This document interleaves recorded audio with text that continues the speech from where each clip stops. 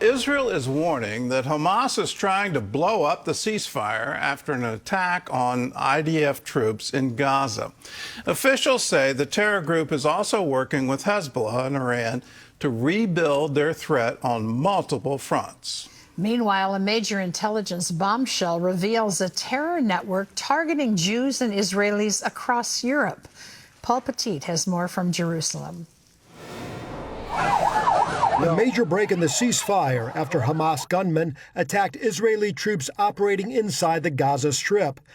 The army responded with a wave of airstrikes targeting a high-level meeting of Hamas commanders. The Trump administration is backing Israel's response, with one senior U.S. official reportedly accusing Hamas of lashing out after the UN passage of Trump's peace plan and an effort to shatter the ceasefire. This as Israel officials warn that Hamas and Hezbollah are rebuilding their forces with support from Iran to reestablish an axis of resistance against Israel. In Europe, Israel's National Intelligence Agency says it has uncovered a Hamas terror network operating across the region that has led to a wave of arrests. The Mossad says they're working with authorities in Germany, Austria, and other countries to expose weapon caches, explosives, and operatives plotting attacks on Israeli and Jewish targets. A key suspect is the son of senior Hamas leader Bassem Naim.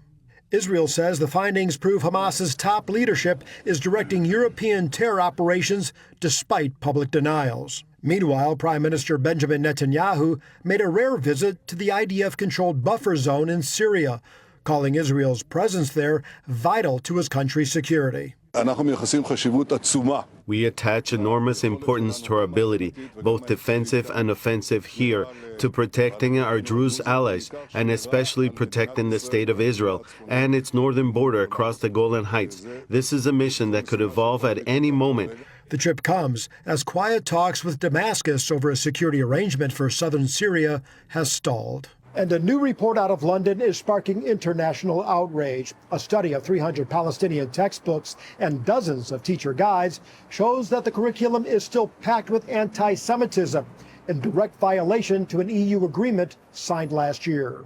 The analysis by the Impact SC research group says Jews are routinely depicted as deceitful and inherently corrupt enemies of Islam. They started with education and rewriting the curriculum. Why? Because they understood that if they want to maintain power, they need to educate a future generation according to their values. The same thing ISIS did when they became a power.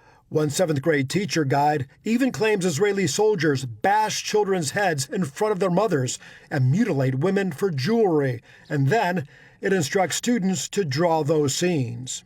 In Washington today, the White House is hosting the Israeli hostages, recently released as part of the ceasefire deal. Former hostage Eitan Moore plans to give President Trump this letter and dreidel to thank him. Paul Petit, CBN News, Jerusalem.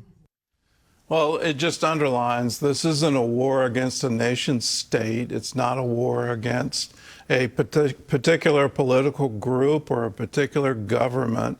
It's a war against an ideology, and it's an ideology of hate that is rooted in Islam. They go back to their religion, and in that religion, if you kill Jews, somehow or other, you've done something good for God.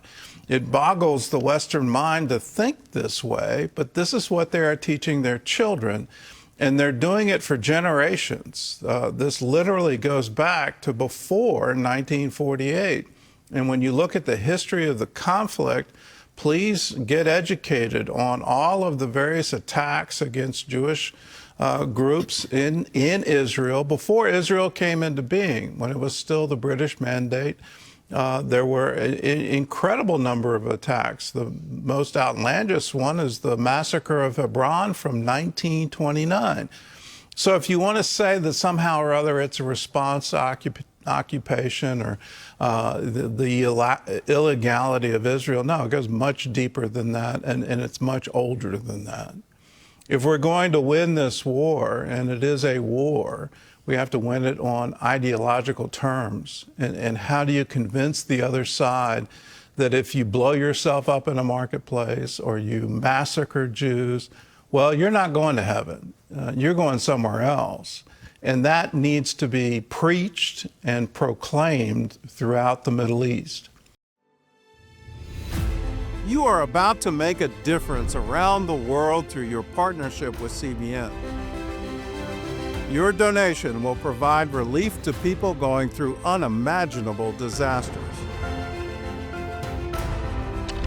There are tens of millions of children who are desperate for hope. You'll be the reason children across 80 countries can rewrite their future. CBN refuses to look past the ones who have been forgotten, and your commitment ensures we never will. Our ultimate goal is to achieve a time in history when the knowledge of the Lord will cover the earth as the waters cover the sea. Right now, CBN reaches nearly 200 countries with the gospel in their own language and dialects, and we offer prayer support to anyone at any hour of the day. You are about to unleash God's kingdom across the earth.